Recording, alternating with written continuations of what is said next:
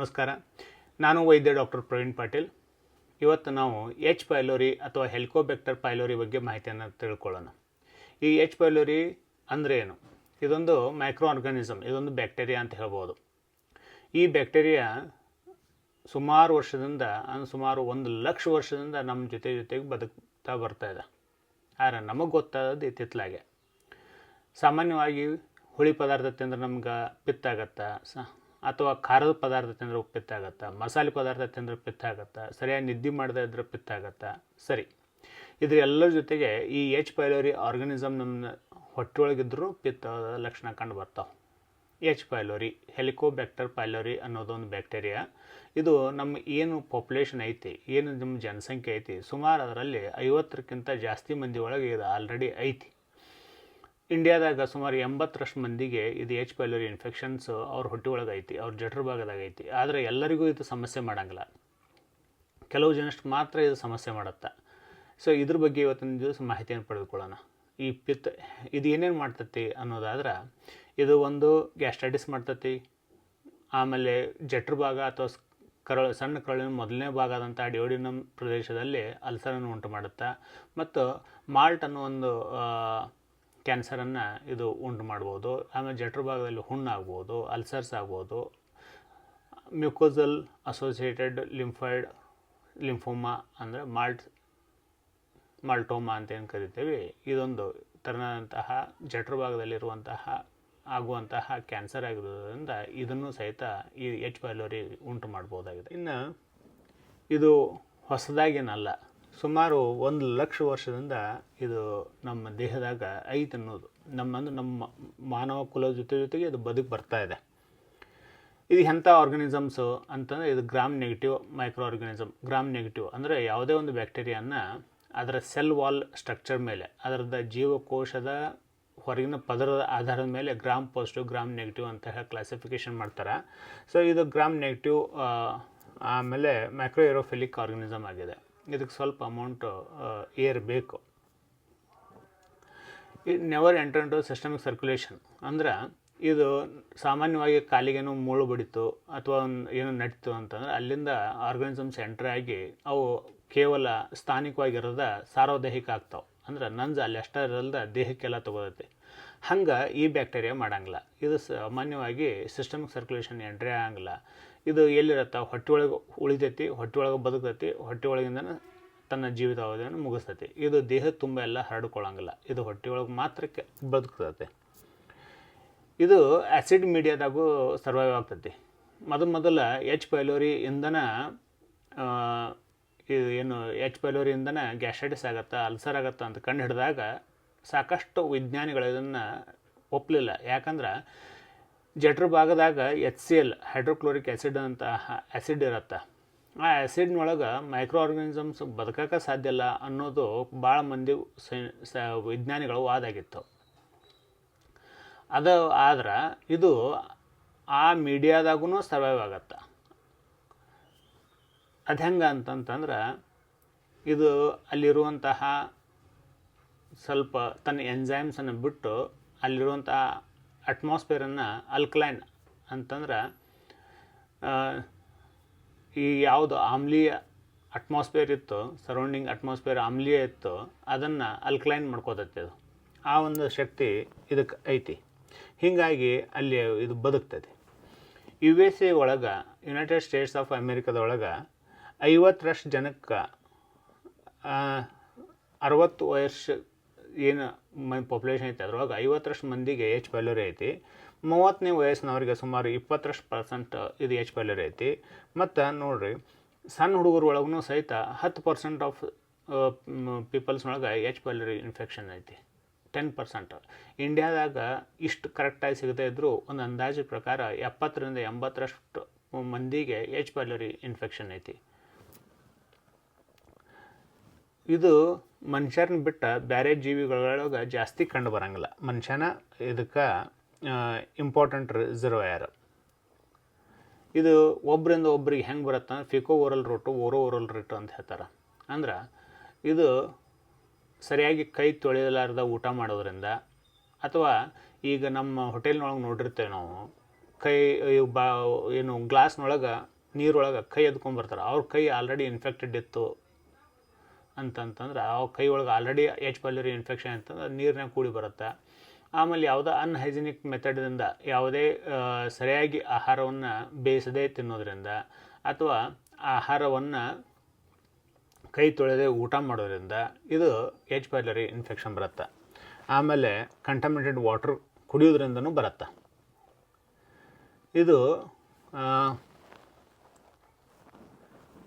ಯಾರು ಸಿಗರೇಟ್ ಸೇರ್ತಿರ್ತಾರ, ಆಮೇಲೆ ಜಾಸ್ತಿ ಉಪ್ಪಿನ ಅಂಶವನ್ನು ಉಪಯೋಗ ಮಾಡ್ತಿರ್ತಾರೆ, ಆಮೇಲೆ ನಮ್ಮ ಪ್ರಿಸರ್ವೇಟಿವ್ ಫುಡ್ ಏನಿರ್ತಾವೆ ಅಂದರೆ ಆಹಾರ ಕೆಡಬಾರ್ದಂಥವನ್ನಿಷ್ಟು ಕೆಮಿಕಲ್ಸ್ ಹಾಕಿಟ್ಟಂತಹ ಆಹಾರಗಳನ್ನು ಯಾರು ಉಪಯೋಗ ಮಾಡ್ತಿರ್ತಾರೆ ಅವ್ರಿಗೆ ಕ್ಯಾನ್ಸರ್, ಇದು ಎಚ್ ಪೈಲೋರಿ ಜೊತೆಗೆ ಇದನ್ನೆಲ್ಲ ಮಾಡೋದ್ರಿಂದ ಅವ್ರಿಗೆ ಕ್ಯಾನ್ಸರ್ ಆಗೋ ಲಕ್ಷಣಗಳು ಜಾಸ್ತಿ ಕಂಡುಬರುತ್ತೆ. ಮತ್ತು ವಿಟಮಿನ್ ಸಿ ರಿಚ್ ಇರುವಂಥವು ಅಂದ್ರೆ ಲಿಂಬೆ ಹಣ್ಣು, ಕಿತ್ತಳೆ ಹಣ್ಣು, ಮೋಸಂಬಿ ಇಂಥವನ್ನ ಯಾರು ಜಾಸ್ತಿ ಸ್ವಲ್ಪ ಉಪಯೋಗ ಮಾಡ್ತಿರ್ತಾರೆ ಅಂಥವರಲ್ಲಿ ಸ್ವಲ್ಪ ಕ್ಯಾನ್ಸರ್ ಆಗೋ ಲಕ್ಷಣಗಳು ಕಡಿಮೆ. ಇದು ಹೆಂಗೆ ಮಾಡ್ತೈತಿ ಅನ್ನೋದ್ರ ಡಿಟೇಲಾಗಿ ಹೋಗದೇ ಇದ್ರೂ ಸಹಿತ ಸ್ವಲ್ಪ ಹೇಳ್ಬೇಕಂತಂದ್ರೆ ಎಚ್ ಪೈಲೋರಿ ಏನಾಗತ್ತೆ, ಇದು ದೇಹದಲ್ಲಿ ಅಂದರೆ ಜಠರ ಭಾಗದಲ್ಲಿ ಮಾತ್ರ ಇನ್ಫ್ಲಮೇಷನ್ನು ಉಂಟು ಮಾಡುತ್ತೆ, ಊತವನ್ನು ಉಂಟು ಮಾಡುತ್ತೆ. ಆಮೇಲೆ ಇದೊಂದು ಡಿ ಸೆಲ್ಸ್ ಪ್ರೊಡಕ್ಷನ್ನ ಸೊಮೆಟೋಸ್ಟ್ಯಾಟಿನ್ ಪ್ರೊಡ್ಯೂಸಿಂಗ್ ಡಿ ಸೆಲ್ಸನ್ನು ಕಡಿಮೆ ಮಾಡ್ತೈತಿ, ಇನ್ಕ್ರೀಸ್ ದ ಗ್ಯಾಸ್ಟ್ರಿನ್ ಲೆವೆಲನ್ನು ಇನ್ಕ್ರೀಸ್ ಮಾಡ್ತೈತಿ. ಆಮೇಲೆ ಇದರಿಂದ ಆ್ಯಸಿಡ್ ಸೆಕ್ರೇಷನ್ ಜಾಸ್ತಿ ಆಗತ್ತೆ. ಇದರಿಂದ ಗ್ಯಾಸ್ಟ್ರಿಕ್ ಮೆಟಾಪ್ಲೇಸಿಯಾ ಅಂದ್ರೆ ಸೆಲ್ ಅಂದ್ರೆ ಜೀವಕೋಶಗಳು ತಮ್ಮ ರಚನೆಗಳ ಆಕೃತಿಯನ್ನು ಬದಲು ಮಾಡ್ಕೋತಾವೆ, ಅದಕ್ಕೆ ಕ್ಯಾನ್ಸರ್ ಅಂತ ಕರಿತೇವೆ ನಾವು, ಅಥವಾ ಅಲ್ಸರ್ಸ್ ಅಂತ. ಮೊದಲು ಅಲ್ಸರ್ಸ್ ಆಗ್ತಾವೆ, ಆಮೇಲೆ ಅನಪ್ಲೇಸಿಯಾ, ಅದು ಅಂದರೆ ಕ್ಯಾನ್ಸರ್ ಆಗತ್ತೆ. ನಾನು ಮುಂಚೆನೇ ಹೇಳಿದಂಗೆ ಸುಮಾರು 70-80% ಅಷ್ಟು ಜನರಿಗೆ ಆಲ್ರೆಡಿ ಎಚ್ ಪೈಲೋರಿ ಇನ್ಫೆಕ್ಷನ್ ಐತಿ ಅಂತ ಹೇಳಿದೆ ನಮ್ಮ ಭಾರತದಾಗ. ಹಂಗಂದ್ರೆ ನಾ ಅದನ್ನೂ ಹೇಳಿದೆ, ಎಲ್ಲರಿಗೂ ಇದು ತೊಂದರೆ ಮಾಡೋಂಗಿಲ್ಲ. ಮತ್ತು ಎಷ್ಟು ಪರ್ಸೆಂಟ್ ಮಂದಿಗೆ ತೊಂದರೆ ಮಾಡತ್ತಂದ್ರೆ ಸುಮಾರು 15-20% ಮಂದಿಗೆ ಇದು ತೊಂದರೆ ಮಾಡ್ತೈತಿ. ಸೊ ಅವ್ರಿಗೆ ಮಾತ್ರ ಇದ್ರದ್ದು ಟ್ರೀಟ್ಮೆಂಟ್ ಅವಶ್ಯಕತೆ ಇರುತ್ತೆ. ಆದರೆ ಕೈ ತೊಳೆದು ಊಟ ಮಾಡೋದು, ಹೈಜಿನಿಕ್ ಆಗಿರೋದು ಇದು ಎಲ್ಲರಿಗೂ ಅವಶ್ಯಕತೆ ಇರುತ್ತೆ. ಸೊ ಒಂದು 20% ಮಂದಿಗೆ ಇದು ಗ್ಯಾಸ್ಟ್ರೈಟಿಸ್ ಉಂಟು ಮಾಡ್ಬೋದು ಎಚ್ ಪೈಲೋರಿ ಇನ್ಫೆಕ್ಷನ್ನಿಂದ. ಆಮೇಲೆ ulcers, most of the ulcers, ಈಗ ಯಾರಿಗೊಬ್ರು ಅಲ್ಸರ್ಸ್ ಆಗೈತಿ ಅಥವಾ ಹುಣ್ಣಾಗೈತಿ, ಹೊಟ್ಟೆ ಒಳಗೆ ಅಲ್ಸರ್ ಆಗೈತಿ ಅಂತಂದ್ರೆ ಸುಮಾರು 80% ಎಚ್ ಪೈಲೋರಿ, 80-90% ಎಚ್ ಪೈಲೋರಿನೇ ಆಗಿರ್ತೈತಿ. 10% ಅದರ್ ಕಾಸಸ್ ಇರ್ತಾವೆ, ಬೇರೆ ಬೇರೆ ಕಾರಣ ಇರ್ತಾವೆ. ಆದ್ರೆ ಮುಖ್ಯ ಕಾರಣ ಎಚ್ ಪೈಲೋರಿನ. ಇದನ್ನು ಹೆಂಗೆ ಕಂಡು ಹಿಡ್ಕೋತಾರ ಅಂತಂದ್ರೆ ಎಚ್ ಪೈಲೋರಿ ಇನ್ಫೆಕ್ಷನ್ ಆಗೈತಿ ಅನ್ನೋದನ್ನು ಹೆಂಗೆ ಕಂಡು ಮಾಡ್ಕೋಬೋದು, ಇದಕ್ಕೆ ಇಂಡೈರೆಕ್ಟ್ ಮೆಥಡ್ಸ್ ಸಾಮಾನ್ಯವಾಗಿ ಬೇರೆ ಬೇರೆ ಅದಾವೆ. ಸಿರೋಲಾಜಿಕಲ್ ಅಂದರೆ ಬ್ಲಡ್ ಟೆಸ್ಟ್ ಮಾಡಿನೂ ಕಂಡ್ಕೋಬೋದು, ಬಟ್ ಅವೆಲ್ಲ ಆ್ಯಂಟಿಬಾಡೀಸನ್ನು ಡೆವಲಪ್ ಆಗ್ಯಾವನು ಅಂತ ನೋಡ್ತಾವೆ. ಅವೆಲ್ಲ indirect method. But direct method most reliable ಮೆಥಡಪ್ಪ ಅಂತಂದ್ರೆ ಎಂಡೋಸ್ಕೋಪಿ, ಉದರ ದರ್ಶನವನ್ನು ಮಾಡೋದು. ಅಂದರೆ ಒಂದು ಸಣ್ಣದೊಂದು ಕಿರುಬಳಿನಷ್ಟು ಆಕೃತಿ ಇರುವಂತಹ ಒಂದು ಟ್ಯೂಬನ್ನು ಬಾಯಿ ಮುಖಾಂತರ ಒಳಗಡೆ ಕಳಿಸಿ ಯಾವುದೇ ಪ್ರಜ್ಞೆ ತಪ್ಪಿಸಲ್ದ, ಯಾಕಂದರೆ ಇದಕ್ಕೆ ಭಾಳ ಸೇಫ್ ಇರೋದ್ರಿಂದ ಮತ್ತು ನೋವು ಇದು ಉಂಟು ಮಾಡದೇ ಇರೋದ್ರಿಂದ ಆಲ್ಮೋಸ್ಟ್ ಗಂಟಲ್ದಾಗ ಅಷ್ಟು ಬಿಟ್ಟರೆ ನಮ್ಮ ದೇಹದಾಗ ಸುಮಾರು ಒಂದು 70 ಸೆಂಟಿಮೀಟ್ರ್ ಒಳಗೆ ಹೋದರೂ ಎಲ್ಲಿ ಏನೂ ಹತ್ತಂಗಿಲ್ಲ. ಯಾಕಂದ್ರೆ ಅನ್ನನಾಳ 2 ಸೆಂಟಿಮೀಟ್ರ್ ಇರುತ್ತೆ, 2 ಸುಮಾರು ಅಡಲ್ಟ್ನೊಳಗೆ 2 ಸೆಂಟಿಮೀಟ್ರ್ನಷ್ಟು ಅಗಲ ಇರುತ್ತೆ. ಬಟ್ ಎಂಡೋಸ್ಕೋಪ್ ಇರೋದು 0.9 ಸೆಂಟಿಮೀಟ್ರ್ ಇರುತ್ತೆ, ಅಂದ್ರೆ ಕಂಪ್ಲೀಟಾಗಿ 1 ಸೆಂಟಿಮೀಟ್ರ್ನೂ ಇರೋಂಗಿಲ್ಲ. ಹೀಗಾಗಿ ಎಲ್ಲಿ ಹತ್ತಂಗೇ ಇಲ್ಲ, ಅದು ಹತ್ತಲ್ದ ಜಠರ ಭಾಗ ಅಂತೂ ಸುಮಾರು 10 ಸೆಂಟಿಮೀಟ್ರ್ ಆಗಲೇ ಇರುತ್ತೆ. ಸೊ ಎಲ್ಲಿ ಹತ್ತಲ್ದ ಅದು ಒಳಗಡೆ ಹೋಗಿ ನೋಡಿ ಬರುತ್ತೆ. ಸೊ ಅದು most reliable trusted investigation method. Endoscopy ಮಾಡೋದ್ರಿಂದನೇ ನಮ್ಗೆ ಕರೆಕ್ಟಾಗಿ ಎಚ್ ಪೈಲೋರಿ ಇನ್ಫೆಕ್ಷನ್ ಐತೆ ಅಂತ ಗೊತ್ತಾಗತ್ತೆ.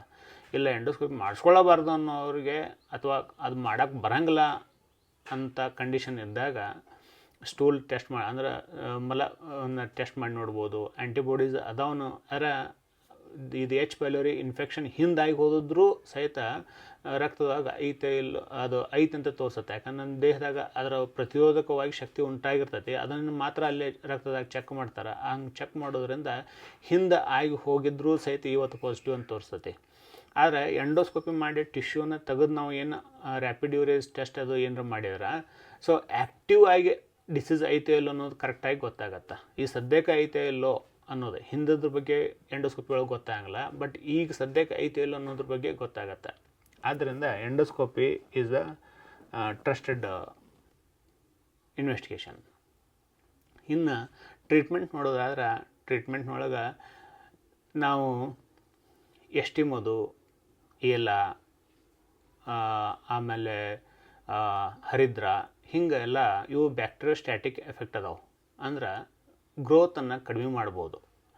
ಆಮೇಲೆ ಇನ್ನು ಮಾಡರ್ನ್ದಾಗ ಅಂದ್ರೆ ವೆಸ್ಟರ್ನ್ ಲೈನ್ ಆಫ್ ಟ್ರೀಟ್ಮೆಂಟ್ ನೋಡೋದಾದ್ರೆ ಸುಮಾರು 14 ದಿವಸ ಅದನ್ನ ಟ್ರೀಟ್ಮೆಂಟ್ ಕೊಟ್ಟು ಅದನ್ನ ಕಂಪ್ಲೀಟಾಗಿ ಎರಾಡಿಕೇಷನ್ ಮಾಡ್ಬೋದು. 14 ದಿವಸ ಆ್ಯಂಟಿಬಯೋಟಿಕ್ಸ್ ಕೊಟ್ಟು 3 ಡ್ರಗ್ ರೆಜಿಮನ್ನು 4 ಡ್ರಗ್ ರೆಜಿಮನ್ ಅಂತ ರೆಜಿಮನ್ಸ್ ಅದಾವೆ.